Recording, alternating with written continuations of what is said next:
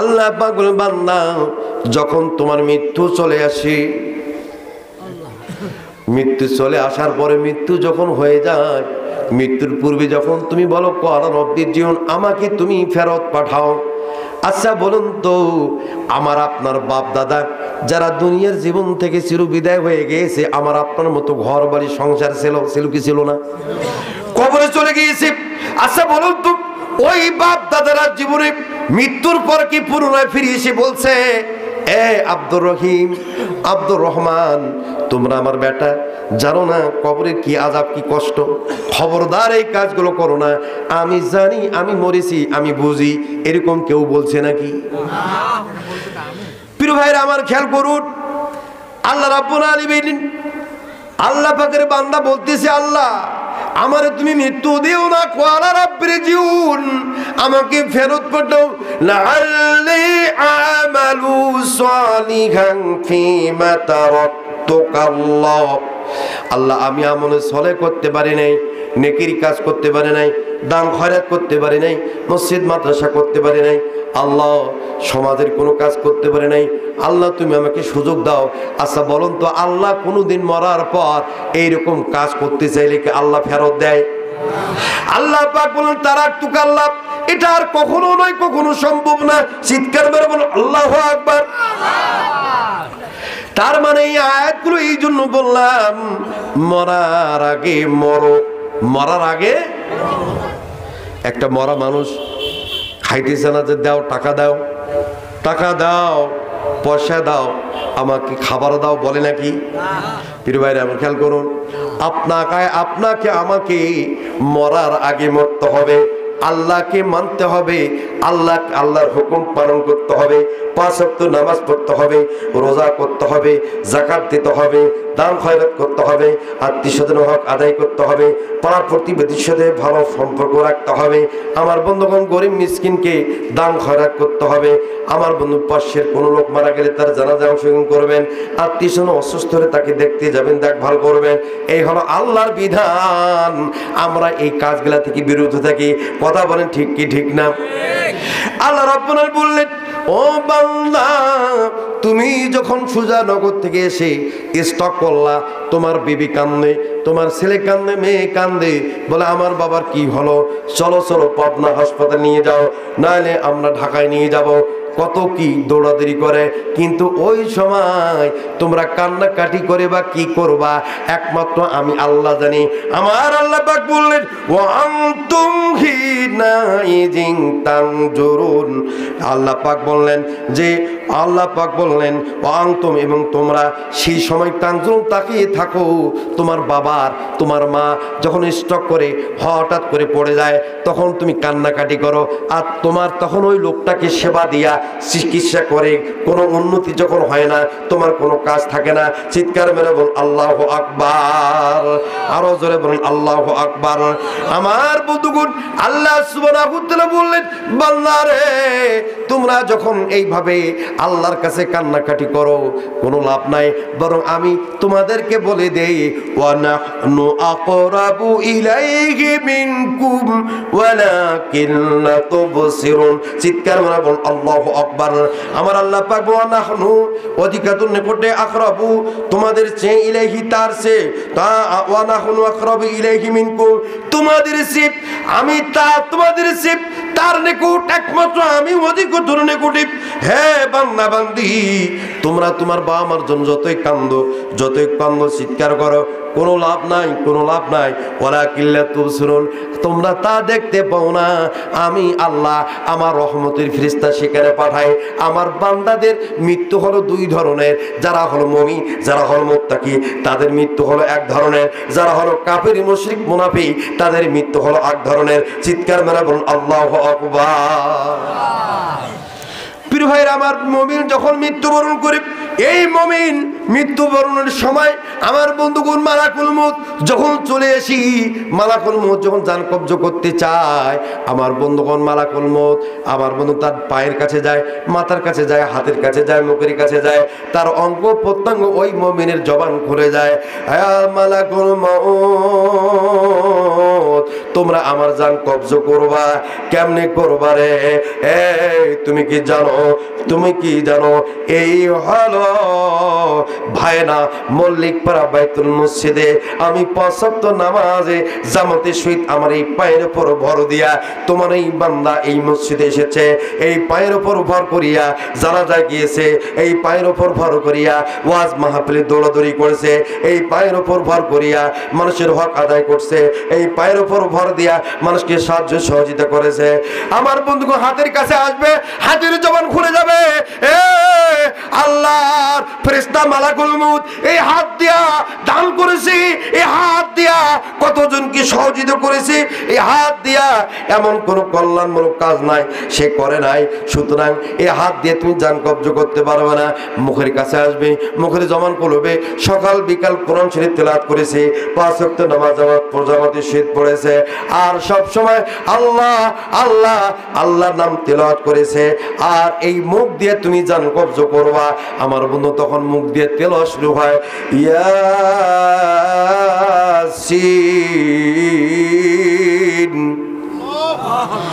ওয়াল কুরআনিল হাকীম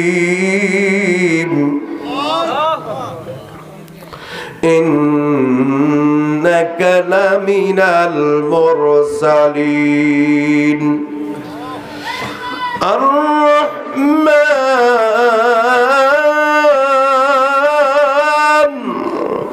আল্লামাল কুরআন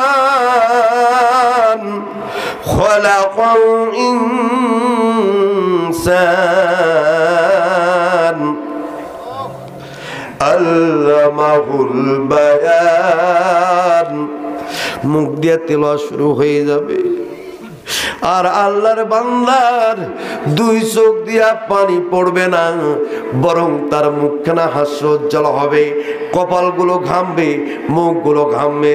যখন কোনো মৃত্যু মানুষের কপাল ঘামা দেখবেন, মনে করবেন এই লোকটা হলো মুমিন। প্রিয় বন্ধু, প্রিয় বন্ধুরা আমার, কেউ গরুর একজন মুমিনের যখন মৃত্যু হয়, মালাকুল মউত হয়রান হয়ে আমার আল্লাহর কাছে চিৎকার মানে ফরিয়াদ করে, আল্লাহ মালিক, তুমি তোমার গোলামের জান কবজ করবে রে মালিক, করো কিন্তু তুমি কষ্ট দিও না। রহমতের ফেরেশতারা আল্লাহর কাছে বলবে, আমার আল্লাহ পাক বললেন, ইন্নাল্লাযীনা ক্বালু রাব্বুনাল্লাহু সুম্মা ইসতাকামু তাতানাজ্জালু আলাইহিমুল মালাইকা আল্লা তাখাফু ওয়া লা তাহজানু وابشروا بالجنة التي كنتم توعدون ইন্নাল্লাযিনা ক্বাল রাব্বুনাল্লাহ, নিশ্চয় তুমি আমার রব, তুমি আমার ইলাহ, তুমি আমার খোদা, সুম্মাস্তাকামু, আমি অতঃপর অটল আছি, তোমার দ্বীনের উপর অটল আছি, তোমার দ্বীনের উপর অটল আছি গো মালিক, হে আমার রব।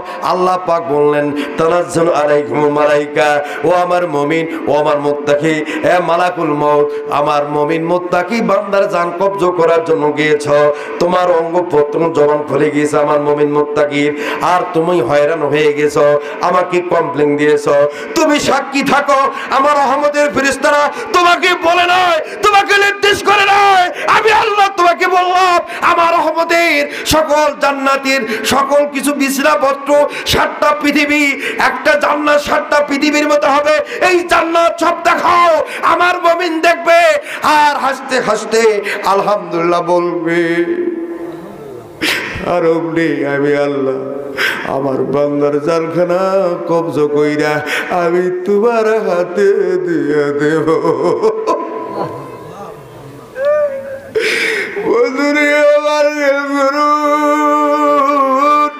একজন মুমিন আমার বন্ধু তার দায়িত্ব আল্লাহ নিজেই নেবে। কুনতুম তুআদুন, বান্দারে তুমি আমার মুমিন, তুমি আমার বন্ধু, তুমি আমার পরে, তুমি আমার তাহাজ্জুদ পড়েছো, তুমি 5 ওয়াক্ত নামাজ পড়েছো, তুমি দান খয়রাত করেছো, তুমি হজ করেছো, তুমি গরিব মিসকিনের হক আদায় করছো, তুমি আত্মীয়স্বজনের হক আদায় করেছো। রে বান্দা, আমি তোমার জান কবুজু, আমি আল্লাহ যখন জান্নাত দেখবা আলহামদুলিল্লাহ পড়বা আর তোমার জান মালাকুল মউতের হাতে চলে আসবে। চিন্তা করিও না, ভয় পাইও না। আল্লাহ রাব্বুল আলামিন তানাজ্জালু আলাইহিমুল মালায়েকা, আমার রহমতের ফেরেশতারা তোমাকে সান্ত্বনা দিচ্ছে। তবু কি তুমি বুঝো না? চিন্তা করিও না। জোরে জোরে কোন আল্লাহু আকবার। ও ভাইরা আমার, কয়দিন বাঁচবো, কতদিন বাঁচবো ভাইরে, একটু খেয়াল করুন।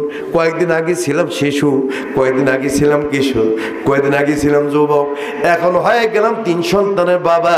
আমার বন্ধুগণ, ছেলে উপযুক্ত হয়ে যায়, ছেলে ভার্সিটিতে পড়ার জন্য অ্যাপ্লাই করে, মেয়ে ক্লাস 10-এ পড়ে, ছোট ছেলে মাদ্রাসায় পড়ে।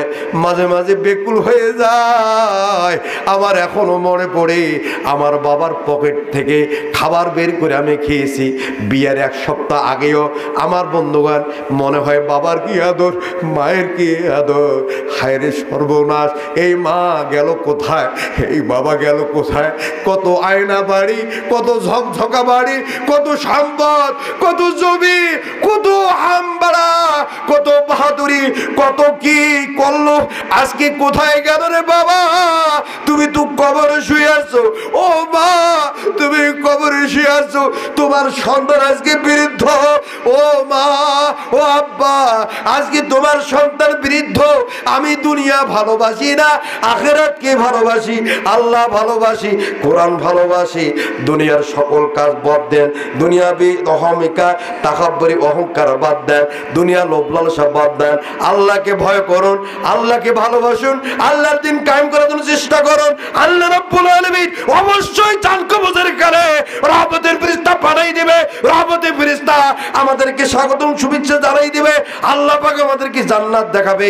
এই জান্নাত দেখার পরে আল্লাহ পাক আমাদের মৃত্যু দেবে। জোরে জোরে বলি সুবহানাল্লাহ। প্রিয় বন্ধুগণ আমার, অহমিকা তাকাব্বুরি ফকর আল্লাহকুমুত তাকাসুর, গাফেল হওয়া যাবে না। অর্থের মোহে, সম্পদের মোহে, টাকা পয়সার মোহে, ছেলে মেয়ে চাকরি করে তার অহংকারে, আমার আপনার তাকাব্বুরি অহংকারে গাফেল হওয়া যাবে না। আল্লাহ রাব্বুল আলামিন বলে, হাত্তা যুরতুমুল মাকাবির, যতক্ষণ পর্যন্ত কবরে যাবে না ততক্ষণ পর্যন্ত তোমার আশার শেষ নাই। অত চাওয়া যাবে না, অত লোভ করা যাবে না। হ্যাঁ, আমরা চাইতে পারি আল্লাহ তুমি আমাকে রহমত করো, বরকত করো, জাহান্নামের আগুন নিভাই দাও, জান্নাত দাও। আল্লাহ পাকের কাছে যদি কোনো মুমিন কান্দে, আল্লাহ রাব্বুল আলামিন আল্লাহ পাকের বান্দা করে জান্নাত দিতে পারে। জোরে জোরে কোন সুবহানাল্লাহ। আমি আলোচনা লম্বা করব না, আর কয়েক মিনিটের মধ্যে শেষ করতে চাই। হাফেজ সাহেব কই গেল? চলে আসে। খেয়াল করেন, খেয়াল করেন, ওই যুবক নবীর সঙ্গে দেখা করে আসলো, বিবির সঙ্গে কথা বললো, নামাজ আরম্ভ করলো। নামাজের মধ্যে নামাজরত অবস্থায়, সিজদারত অবস্থায় আল্লাহর বান্দা দুনিয়া ত্যাগ করে চলে গেল, পরলোক গমন করলো। জোরে জোরে কোন আল্লাহু আকবার। ওই সাহাবীর নাম হলো ইয়ালা। কি নাম? জোরে বলেন। ইয়ালা সাহাবী দুনিয়া থেকে পরলোক গমন করলেন। তার মানে একজন সাহাবী কত পাওয়ারফুল দেখেন। সে যে সময় নাই, বাঁচবে না, সে কিন্তু বুঝে ফেলছে। আর সে ওই স্ত্রীর কাছে গেল না, যেহেতু আমি সময় নাই, আমার টাইম নাই, আমি সামান্য সময়ের জন্য উপস্থিত, আমি হক আদায় করতে গেলাম, কিন্তু আমার ওই বেবি, আমার ওই স্ত্রী, তার হক আদায় করলাম, কিন্তু সে তো পূর্ণাঙ্গ একটা জীবন, তার একটা লম্বা সময় আছে, হায়াত আছে, অন্য পুরুষের কাছে সে বিয়ে বসতে পারবে, সুতরাং তার আমি হক নষ্ট করতে পারি না। এই জন্য সে মৃত্যুবরণ করলো। খবর সরে গেল বিশ্বনবীর কাছে। বিশ্বনবী বললেন, সাহাবাজবন্ধুরা যাও, আমার সাহাবীর গোসলের ব্যবস্থা করো, আমার সাহাবীকে তোমরা জানাজার ব্যবস্থা করো। আল্লাহ নবী জানাজা পড়ালেন, দাফন কার্য করলেন। সকল সাহাবাজবন্ধুদের বললেন, তোমরা যদি জান্নাতি যুবক দেখতে চাও তাহলে আমার সাহাবী ইয়ালার দিকে তাকাও। দুনিয়ার প্রতি কোনো লোভ ছিল না, দুনিয়ার প্রতি তার কোনো মহব্বত ছিল না, ভালোবাসা ছিল না। মহব্বত ভালোবাসা ছিল একমাত্র আল্লাহর জন্য। যেরকম সুবহানাল্লাহ। তাহলে আমরা এই দুনিয়া এত ভালোবাসি কেন? আজকে মসজিদকে ভালোবাসি না, আল্লাহকে ভালোবাসি না। আরে ভাই, একটা নতুন কাপড়ের হরমরি কতদিন থাকে? 3 দিন, 5 দিন, 7 দিন, ঠিক কিনা? তারপর নষ্ট হয়ে যায়। আপনার বয়সটা এরকম, সময়টা এরকম, কিসের অহংকার, কিসের তাকব্বরি? সুতরাং এগুলা ঠিক না। প্রিয় ভাইরা আমার খেয়াল করুন, আপনাদের উদ্দেশ্যে বলে দিতে চাই, যুবক ভাইদের বলবো, যুবকরা তোমরা মেয়েদের পেছনে ছোট, মেয়েদেরকে ভালোবাসো না বাবা। তোমাদের জন্য একটা আয়াত আল্লাহ পাক বলে দিয়েছেন, ওয়াহুরুন ইন কামসালিল লুলুইল মাকনুন। জোরে বলেন আল্লাহু আকবার। ওয়াহুরুন ইন, জান্নাতের হুর, চোখের দৃষ্টি। পৃথিবীতে যদি কিঞ্চিত পরিমাণ আমার আল্লাহ দিত, নারীদের দিকে মানুষ তাকায়া কেমন হয়ে যেত। নারীদের দিকে তাকাইতো আর অন্যদিকে তাকাইতো। সুবহানাল্লাহ। তারপরও বর্তমান জমিনে যে নারীগুলা আছে, কিছু কিছু নারীর চোখ গিলে কত মায়াবী দেখা, ঠিক কিনা? আল্লাহ পাক বলেন, হুরুন ইন, এই মায়াবী দৃষ্টি ওয়ালা নারী এবং চক্ষু বিশিষ্ট নারী আমি তোমাদেরকে দেব। যে সমস্ত যুবক জীবনও কোনোদিন কোনো নারীর কাছে যায় নাই, কোনো মেয়েকে ডিস্টার্ব করে নাই, কোনো মেয়েকে ভালোবাসে নাই, কোনো মেয়ের চরিত্র নষ্ট করে নাই, ওই যুবকগুলোকে জান্নাতের হুরকে দিয়া বিয়া দিবেন। যেরকম সুবহানাল্লাহ। আল্লাহ পাক বললেন, কামসালিল লুলুইল মাকনুন, মুক্তা চাষ হয়। মুক্তা চাষ কেমনে হয়? মুক্তা, বন্ধুগণ আমার, মুক্তা চেনেন তো? মুক্তার দানা টোকরায় শামুকের মধ্যে হয়, সেটা আবার রান্না করা হয়, হওয়ার পরে ঘষা হয়, সেখান থেকে মুক্তার দানা পাওয়া যায়। ওই মুক্তার দানা আমার বন্ধুগণ একটা বিবিকে যদি দেওয়া যায়, বিবি এত খুশি হয়, এত আনন্দিত হয়। বন্ধুগণ আমার, যারা বড়লোক, শিল্পপতি, কোটিপতি, তাদের বিবিকে মুক্তার দানা এনে দেয়, তারা অনেক আনন্দিত হয়। আল্লাহ পাক বলেন, কামসালিল লুলুইল মাকনুন, মুক্তার দানা যেরকম লুকিয়ে থাকে, অনেক কষ্ট করে বের করতে হয়, এরকম যুবকরা যদি কষ্ট করে, তারা যদি নিজের চরিত্রটাকে হেফাজত করে, আল্লাহ পাক ওই রকম মুক্তার দানার মতো হুর গিলামানদের সঙ্গে বিয়া দিবেন। জোরে কোন সুবহানাল্লাহ। কথা কি বোঝেন আমার যুবক ভাইরা? কারা কারা আছো উইদাউট ডিমান্ডে বিয়া করবে? হাত তুলে দেখাও। এই 2-3টা 3-4টা যুবক হাত তুলছে, বিনা ডিমান্ডে বিয়া করবে। আল্লাহু আকবার। আল্লাহ যেন এদেরকে কবুল করে, আমিন। বাকিরা ডিমান্ড নেবে, মানে পরার সম্পদের উপর লোভ আছে, আচ্ছা নাও, এর জন্য ভোগ ভোগতে হবে। কথা বলেন ঠিক কিনা?